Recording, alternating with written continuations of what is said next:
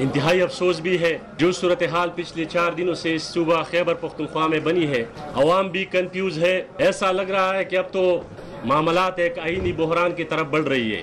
اس صوبے کی جو گورنر ہے انہوں نے رات دیر ایک ٹویٹ کی اور جو استعفیٰ وزیر اعلیٰ صاحب نے گورنر کو بھیجی تھی اس پر اعتراضات لگا کر واپس کر دیا گیا. جبکہ دوسری طرف ہم دیکھ رہے ہیں کہ آج ایک اور وزیر اعلیٰ کا انتخاب ہوا. ایک طرف بدامنی کا صورتحال آپ سب کے سامنے ہے. لوگ باجوڑ سے لے کر وزیرستان تک بدامنی میں جی رہے ہیں. انتہائی مایوسی ہے. جبکہ دوسری طرف ڈیورن لائن پر ٹینشن بڑی ہے پاکستان اور افغانستان کے درمیان. ایسی صورتحال میں جو بیوروکریسی کا پیپر ورک ہے وہ بھی پچھلے 4-5 دنوں سے سٹاپ ہے.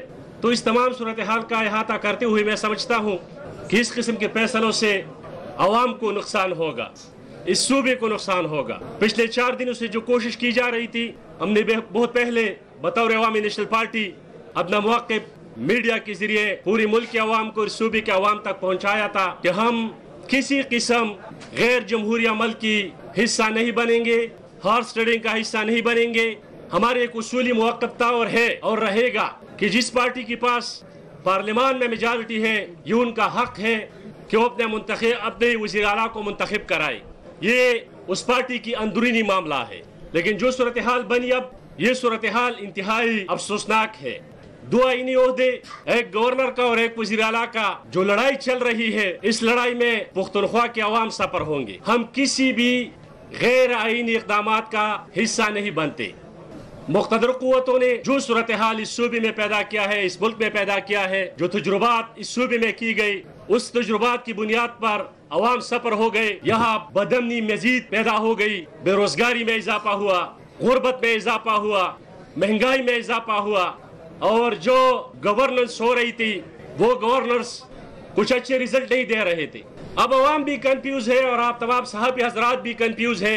ایک طرف گورنر کہہ رہا ہے کہ میرے پاس 2 استعفے آئے تھے, انہوں نے ابھی تک استعفا قبول نہیں کیا. جبکہ دوسری طرف ایوان میں ووٹنگ ہو گئی اور ایک نئی وزیر اعلیٰ کا انتخاب ہوا. تو ایسی صورتحال میں اس صوبے کی جو مشینری ہے, جو بیوروکریسی ہے, جو انتظامیہ ہے, وہ کس طرح چلے گی؟ جو مختلف ڈپارٹمنٹ ہے اس ڈپارٹمنٹ کا جو پیپر ورک ہے وہ کس طرح چلے گا؟